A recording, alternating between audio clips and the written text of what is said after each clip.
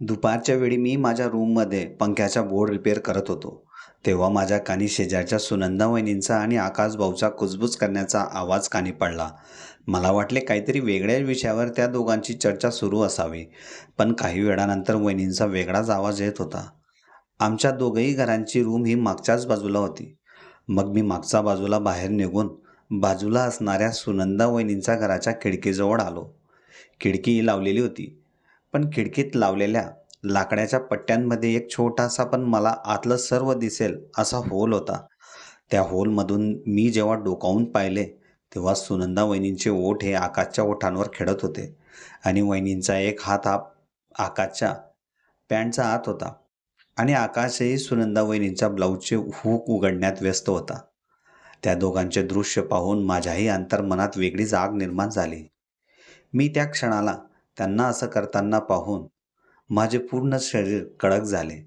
तब्बल अर्ध्या तासापर्यंत ते एकमेकांच्या ओठांचा रस चाखत राहिले. मग आकाशने हळूच स्वतःच्या शेतातील ऊस हा सुनंदा वहिनींच्या शेतात उतरवला. ऊस फारच लांब व जाड होता. त्या ऊसालाही वहिनींनी अगोदर चाखून पाहिला आणि ती आकाशला म्हणाली, आप कल सुबह चले जाओगे, फिर मुझे आपकी बहुत याद आएगी. तेव्हा आकाश सुनंदा वहिनींना म्हणाला, इसलिए तो आज पूरा दिन मैं तुम्हारे साथ ही बिताऊंगा, ताकि मुझे और तुम्हें कुछ दिनों तक एक दूसरे की कमी महसूस नहीं होगी. आता आकाशने सुनंदा वहिनींचे कपडे हळूहळू बाजूला करायला सुरुवात केली आणि लागलीच आपल्या ऊसाला त्याने त्यांच्या शेतात उतरवले. ऊसाचा स्पर्श शेताला होताच सुनंदा वहिनी खूपच आनंदित झाल्या आणि आकाशने खूप लांबवर शॉट्स खेळायला सुरुवात केली. तब्बल 2-2.5 तासापर्यंत त्या दोघांचा खेळ खूपच रंगला होता आणि इकडे त्यांना पाहून माझा खेळ खराब झाला होता. असा आवाज जर परत सुनंदा वहिनींचा आला तर ते ऊसाचा रस काढायला सज्ज होतात हे मला आता समजले होते. त्यानंतर मी माझ्या घराच्या मागच्या रूममध्ये आलो आणि बोर्डाचे काम करून तेच पाहिलेले विचार डोक्यात आठवू लागलो. माझे नाव अजय. मी ITIचे शिक्षण पूर्ण करून नोकरीच्या शोधात होतो, पण आता सध्या MIDC टेम्पररी वायरमन म्हणून मी काम करत होतो आणि आमच्या शेजारी आकाश आणि सुनंदा वहिनी राहत होत्या. त्यांना 2 मुलं होती. लहान मुलगी ही सुनंदा वहिनींसोबत घरी राहायची आणि आकाश व मुलगा हे दोघंही मुंबईला कामासाठी राहायचे. आकाश व मुलगा दर 6-7 महिन्यांनी 15 दिवसांसाठीच घरी यायचे. आता त्यांना उद्या सकाळी बसने परत मुंबईला जायचे होते, पण जाण्याआधी तो सुनंदा वहिनींना अगदी खुश करून निघत होता. मग संध्याकाळी जेव्हा मी घरी आलो तेव्हा घरात लाईट नव्हती.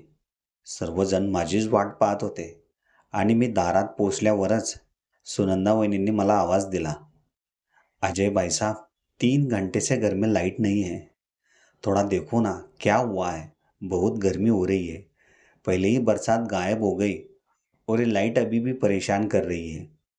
आमच्या सर्वांच्या घरात लाईट होती, पण सुनंदा वहिनींच्याच घरात लाईट नव्हती. मग मी वहिनींना म्हणालो, भाभी, मैं अभी 10 मिनिट में मुंह हात धोके आपके घर आता हूँ.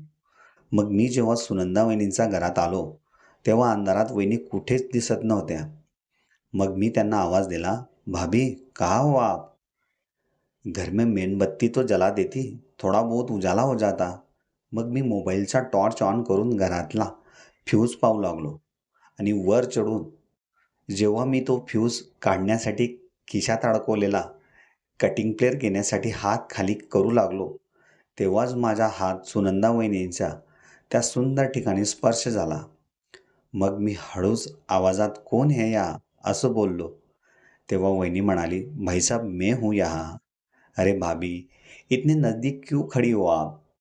आपके घर का फ्यूज उड़ गया है, इसलिए यहाँ अंधेरा हो छाया है. आपके पास फ्यूज तार है क्या? तेव्हा वहिनी मला म्हणाली, भाई साहब, आज सुबह जब से आपके भाई गए तब से मेरा भी दिमाग का फ्यूज उड़ गया है. फिर भाभी, उसे भी ठीक कर सकता हूँ मैं, अगर आप इजाज़त दे तो.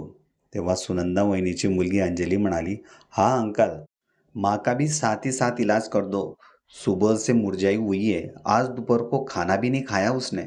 तेव्हा मी अंजलीला म्हणालो, तुम डरो मत बेटा, मुझे पता है तुम्हारी माँ का कौन सा फ्यूज का तार ठीक करने से उन्हें अच्छा लगेगा.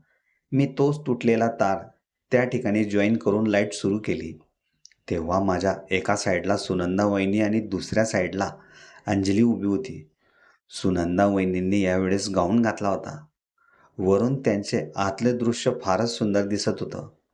मग मी 5-7 मिनिटे अजून वर थांबून सुनंदा वहिनींशी बोलून ते दृश्य पाहत होतो. मग खाली येऊन मी सुनंदा वहिनींना म्हणालो, लो भाभी, अभी आपके घर से अंधेरा हट गया है, अभी उजाला ही उजाला हो गया है. मगर भाभी, आपसे एक बात पूछनी थी. कल दोपहर को पिछले वाले रूम से आपके यहाँ से कुछ अजीब सी आवाज़ें आ रही थी. मुझे पता नहीं चल रहा था कि आवाज़ किसकी है, मगर मैं भी मेरे पीछे वाले रूम में काम कर रहा था. तब मैं और नज़दीक जाकर वो आवाज़ सुनी, तब मुझे उस रूम से आपकी आवाज़ें आने का पता चला.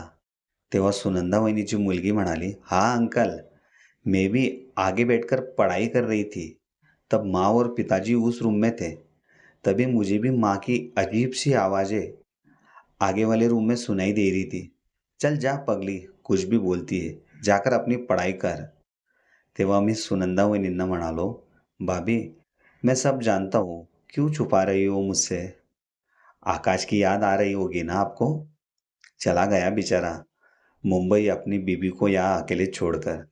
मगर भाभी, मैं हूं ना यहाँ आपकी मदद के लिए. कुछ भी ज़रूरत हो तो आप मुझे बुला सकती हो. तेवढ्यात माझे लक्ष दोरीवर टांगलेल्या वहिनींच्या ब्रावर गेले. मग वहिनी माझ्याकडे पाहून म्हणाल्या, क्या देख रहे हो अजय. कुछ नहीं भाभी, पहली बार आपके घर में ऐसी चीज़ देखी, उसे बार बार देखने का मन कर रहा था, इसलिए उसे गौर से देख रहा था. त्यावर वहिनी मला म्हणाली, ऐसी कौन सी चीज़ देखी आपने जो उससे आपकी नज़र हटी नहीं रही. तेव्हा मी वहिनींच्या ब्राजवळ गेलो आणि म्हणालो, यह आपका है भाभी, बहुत अच्छा कलर है इसका. वहिनी लागलीच गालातल्या गालात हसली आणि म्हणाली, चलो अजय, अभी आप घर जाओ, बहुत मजाक कर लिया आपने, मुझे खाना भी बनाना है. वहिनींचे एवढं बोलणं ऐकून मी घरी आलो. घरात येऊनही आपण आपल्या मनाची गोष्ट वहिनींना सांगूच शकलो नाही, म्हणून वाईट वाटत होतो. मग दुसऱ्या दिवशी सकाळी 8 वाजेला मी मुद्दामून वहिनींच्या घरी लाईट चेक करण्यासाठी गेलो. त्यावेळेस वहिनी नुकत्याच बाथरूममधून बाहेर येऊन किचनमध्ये ब्रा घालत होत्या आणि तेवढ्यातच त्यांचं लक्ष माझ्याकडे गेले. त्या फारच घाबरल्या आणि लागलीच त्यांनी त्यांच्या खाली पडलेला गाऊन उचलला आणि अंगावर ओढला. मग त्या मला म्हणाल्या, अजय, आप बिना आवाज देके अंदर कैसे आ गए. तेव्हा मी वहिनींना म्हणालो, भाभी, मुझे आपकी सुंदरता और आपका ब्रा आपकी ओर खींच लाया. मैंने जब से आपको पीछे वाले रूम में आकाश के साथ भर भर के प्यार करते हुए देखा है ना, तब से मेरा भी मन वही चाहने लगा है कि एक बार भाभी, आप अगर हाँ बोल दे तो मैं भी अपना गन्ना आपके खेत में उतार सकता हो. मग मी हळूच वहिनींच्या गालावर मुका घेतला आणि म्हणालो, भाभी, अगर आपको आकाश की ज़्यादा ही याद आती है तो रात को मुझे ज़रूर फ़ोन करना, मैं पीछे वाले कमरे में आपका इंतज़ार करूँगा. एवढं बोलून मी त्या ठिकाणाहून निघून गेलो. आणि इकडे वहिनी माझ्याच विचारात पडली होती की अजय माझ्याही प्रेमात पडला आहे की काय. आता मी काय करावे. असेही माझा नवरा 8-9 महिने घरी येत नाही. मलाही माझ्या पद्धतीने जगण्याचा अधिकार आहे. किती दिवस मी पण माझ्या मनाला कंट्रोल करेल. म्हणून 4-5 दिवसानंतर रात्रीला 11 वाजेला माझ्याही घरचे आणि सुनंदा वहिनींची मुलगी अंजली झोपल्यानंतर वहिनीने मला फोन करून मागच्या रूमजवळ बोलावले. मी लागलीच उठून वहिनींच्या मागच्या रूमजवळ आलो. 10 मिनिटात वहिनींनी दरवाजा उघडला आणि मला आत घेतले. मग मी तिला म्हणालो, क्या हुआ भाभी, क्यों फ़ोन किया था आपने. अजय, मुझे आकाश की बहुत याद आ रही है, तुम आज रात के लिए आकाश बनोगे क्या. तेव्हा मी वहिनींना म्हणालो, क्यों नहीं भाभी, मैं भी बहुत दिनों से आकाश बनने का इंतज़ार कर रहा था. जब से मैंने आपका ब्रा रस्सी पर टंगा हुआ देखा था, तब से मैं आपकी सुंदरता देखने को बेकरार था। हाँ, आज वही मौका मुझे मिला है और इतनी खूबसूरत औरत के साथ प्यार करने का मौका भला कोण सोडना चाहेगा? वहिनी खाली मान टाकूनच माझ्यासमोर उभी होती. मग मी माझ्या दोघंही हातात वहिनींचा चेहरा पकडला आणि म्हणालो, भाभी, मैं सच में आपसे बहुत प्यार करता हूँ. आपको जिंदगी में किसी भी चीज़ की कमी पड़ती हो तो आकाश से पहले आप मुझे याद करना. मैं ज़रूर आपकी उस कमी को पूरा करने में मदत करूंगा. मग वहिनीने लागलीच मला मिठीच मारली. हळूहळू मी माझे ओठ वहिनींच्या ओठांपर्यंत घेऊन आलो. वहिनींनी आपले डोळे घट्ट मिटले होते आणि पूर्ण अंग तिचं आता तापलं होतं. माझ्याही शरीरात तिला हात लावल्यामुळे वेगळ्याच तरंग उडू लागल्या होत्या. मग मी हळूहळू तिच्या अंगावरील कपडे बाजूला करू लागलो. आता तिचाही हात माझ्या पॅन्टच्या अवतीभोवती फिरू लागला. मग मी वेळ वाया न घालवता वहिनींच्या ओठांवर ओठ टिकवले आणि हळूच तिच्या ब्रा साईडला केला. तब्बल अर्ध्या तासापर्यंत मी वहिनींच्या ओठांचा रस चाखत राहिलो. मग वहिनींनी त्यांच्या मोकळ्या केलेल्या शेतात माझा ऊस पेरायला लावला. सकाळपर्यंत मी वहिनींशी भरभरून प्रेम केले. माझ्या प्रेमाने जो आनंद वहिनींना मिळाला होता तो आकाशकडूनही कधीच मिळाला नव्हता. मग ती मला म्हणाली, अजय, तुम अंदर से और बाहर से इतने कड़क हो सकते हो. मैंने कभी सपने में भी सोचा नहीं था. काश तुम मुझे शादी के 1-2 महीने बाद मिल जाते तो आज अंजली आकाश की नाही बल्कि तुम्हारी लडकी होती. आता आमचे रोजचे नित्यनियम झाले होते. रोज रात्री 11 वाजेला आमच्या दोघंही घरांचे व्यक्ती झोपल्यानंतर आम्ही एकमेकांसोबत भरभरून प्रेम करायचो. आमचा हा कार्यक्रम असा 7 महिन्यांपर्यंत चालत राहिला आणि त्यानंतर माझी नोकरी परमनंट होऊन मला दुसऱ्या गावात पाठवण्यात आले. मला फारच वाईट वाटत होते. वहिनींना सोडायची अजिबात इच्छा होत नव्हती आणि आता तर दुसऱ्या गावी जाणे म्हणजे माझीही कंडिशन आकाशसारखीच होणार होती. मलाही वहिनींना 7-8 महिन्यांशिवाय भेटता येणार नव्हते. पण आयुष्यात जगण्यासाठी पैसे कमवणे हे तितकेच महत्त्वाचे आहे, म्हणून मी कामावर जाण्याचे ठरविले. वहिनींनाही माझ्याशिवाय अजिबात चित्त लागत नव्हतं. मग मी गेल्यानंतर वहिनी असं करतील मी कधी आयुष्यात विचारही केला नव्हता. मी माझ्या परिवारासोबत त्या ठिकाणी शिफ्ट झालो आणि इकडे आमचं घर आम्ही भाड्याने दिले होते. जो आमच्या घरात राहायला आला होता तो एक शिक्षक होता. तो घरीच बसून मुलामुलींची ट्यूशन घ्यायचा. त्या ट्यूशनला अंजलीही शिकण्यासाठी येत होती. अंजली अभ्यासात कमी हुशार होती. तिला जे पण शिकवलं असायचं ते तिच्या लक्षातच राहत नव्हते. आता मला जाऊन 5 महिने झाले होते आणि आकाशही डिसेंबर महिन्यात येणार होता. तेवढ्यात सुनंदा वहिनींची नजर शेजारच्या शिक्षकांवर गेली. त्या शिक्षकांचे नाव प्रकाश होते. प्रकाश हा दिसायला उंच, गोरा आणि सुंदर होता. मग प्रकाश जेव्हा कंप्लेंट घेऊन सुनंदा वहिनींच्या घरात आला तेव्हा वहिनी त्याला पाहून खूपच खुश झाल्या. त्यांनी मुद्दामूनच आपल्या गावची तिघही उघडे ठेवले आणि प्रकाशला म्हणाली, अरे सर, आप आइए ना, बैठिए. प्रकाशचेही लग्न झाले होते, पण त्याची बायको खूपच सडपातळ होती. ती सुनंदा वहिनींपुढे काहीच दिसत नव्हती, म्हणून प्रकाशचेही डोळे वहिनींना पाहून चक्रावले होते. मग वहिनींनी प्रकाशला पिण्यासाठी पाणी आणले आणि मुद्दामून खाली वाकून ती ते पाणी त्याला देऊ लागली. मग त्याच वेळेस प्रकाशचे लक्ष वहिनींच्या त्या सुंदर ठिकाणी गेले. तिथले दृश्य पाहून प्रकाशचे डोळे परत मोठे झाले, कारण असं दृश्य त्याने तर त्याच्या आयुष्यात कधीच पाहिले नव्हते. मग सुनंदा वहिनी त्याला म्हणाली, क्या हुआ सर, कुछ काम था क्या मुझसे? तेव्हा प्रकाश काही न बोलता तसाच बसून राहिला. खरं तर त्याला अंजलीची कंप्लेंट करायची होती, पण त्याने ती गोष्ट मनातच दाबून ठेवली. मग जातेवेळी तो सुनंदा वहिनींना हळूच म्हणाला, भाभी, आप काफ़ी सुंदर दिखती हो. काला काजल रखा करो, नहीं तो किसी की नज़र लग जाएगी आपको. त्यावर वहिनी त्याला म्हणाली, ऐसे तो भाई साहब, आप जिस घर में रह रहे हो उस घर में जो भी आता है उसकी नज़र सबसे पहले मेरे ऊपर ही रहती है. मग ते दोघंही गालातल्या गालात हसले आणि प्रकाश त्या ठिकाणाहून निघाला. एके दिवशी संध्याकाळी जेव्हा प्रकाश ट्युशन संपवून बाहेर खुर्ची टाकून बसला होता, त्याच वेळेस अंजलीही खेळण्यासाठी बाहेर निघाली होती. मग तो हिम्मत करून सरळ सुनंदा वहिनींच्या घरात आला. त्यावेळेस वहिनी बाथरूममध्ये तोंड हात धुण्यासाठी गेल्या होत्या आणि प्रकाश सरळ वहिनींजवळ येऊन म्हणाला, भाभी इधर आओ ना, एक बात बतानी है. वहिनी तोंड पुसतच बाहेर आल्या आणि त्याला म्हणाल्या, बोलो भाई साहब, क्या बात है. प्रकाशने मागच्या पुढच्या काही विचार न करता सरळ वहिनींना आपल्या मिठीत घेतले आणि भरभरून प्रेम करू लागला.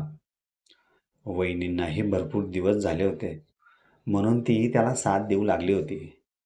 त्यांच्या प्रेमाचा कार्यक्रम 15-20 मिनिटापर्यंत झालाच होता. तेवढ्यात अंजली घरात येऊन त्या दोघांना पाहते. मग प्रकाश अंजली समोरच सरळ आपल्या घरी निघतो आणि अंजली सुनंदा वहिनींना म्हणते, माँ तुम क्या कर रही थी? तुम्हें यह करते समय थोड़ी सी भी शर्म नहीं आई? कम से कम पिताजी का तो ख्याल करती. जो आदमी इतने दिन से हम दोनों का पेट पालने के लिए बाहर काम करने गया है और तुम उसके पीठ पीछे यह काम करती हो. अगर तुमने ऐसे दोबारा किया तो मैं पिताजी को फोन करके बता दूंगी. मग 2-3 दिवसांनी सकाळी जेव्हा अंजली कॉलेजला गेली होती, तेव्हा सुनंदा वहिनींनी प्रकाशला घरी बोलावून त्याच्यासोबत भरभरून प्रेम करू लागली. तब्बल 2 तासापर्यंत तिने प्रकाशसोबत वेळ घालवला होता आणि तिला या गोष्टीची भनकही नव्हती की अंजली एवढ्या लवकर कॉलेजमधून परत येईल. तिने परत सुनंदा वहिनींना आणि प्रकाशला त्या अवस्थेत पाहिले. मग ती तिच्या आईला म्हणाली, माँ तुम सुधरने वाली नहीं हो. मैं अभी पिताजी को तुम्हारी शिकायत करती हूँ. तिने हातात मोबाईल पकडला. तेवढ्यात सुनंदा वहिनी प्रकाशला म्हणाली, प्रकाश अगर तुम मुझसे सच में प्यार करते हो तो सबसे पहले इसको काबू में करना होगा. तुम जैसे मेरे साथ करते हो वैसा ही तुम अभी इसके साथ करो, तभी इसकी अकल ठिकाणी आएगी. मग प्रकाशने अंजलीचे दोघंही हात पकडले आणि जसं तो सुनंदा वहिनींसोबत करायचा त्याचप्रमाणे त्याने अंजलीसोबतही केले. आणि हे सर्व खुर्चीवर बसून सुनंदा वहिनी पाहत होती. किती कठोर मनाची झाली होती सुनंदा वहिनी. आपल्या सुखासाठी तिने मुलीवरही अत्याचार केले. अंजलीचं बाहेर येणं जाणं तिने बंद केलं होतं. सतत 2 महिन्यांपर्यंत प्रकाश सुनंदा वहिनींना खुश करून झाल्यानंतर अंजलीसोबतही तसं करत होता.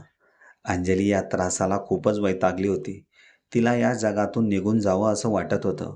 मग एके दिवशी जेव्हा सुनंदा दुपारच्या वेळेत झोपली होती, तेव्हा तिने तिच्या उशीखालून मोबाईल घेऊन सरळ तिच्या वडिलांना फोन लावला आणि तिच्या झोपेत झालेल्या सर्व घटना सांगितल्या. तिच्या वडिलांचाही संताप अनावर झाला. आकाश लागलीच मुंबईहून घरी येण्यासाठी निघाला. पण जेव्हा सुनंदाने मोबाईलची कॉल रेकॉर्ड चेक केले, तेव्हा तिला कळाले होते की अंजलीने आकाशला फोन लावला आहे. मग तिने या सर्व गोष्टी प्रकाशला सांगितल्या. मग संध्याकाळी प्रकाश व सुनंदा वहिनी घर सोडून बाहेर निघाले होते. तिकडे प्रकाशची बायकोही त्याची वाट पाहत होती आणि इकडे अंजली तिच्या आईची वाट पाहत होती. मग दुसऱ्या दिवशी जेव्हा आकाश घरी आला, तेव्हा अंजली रडतच आपल्या वडिलांना मिठी मारत तिच्यासोबत झालेला सर्व अत्याचार तिने उघडपणे सांगितला.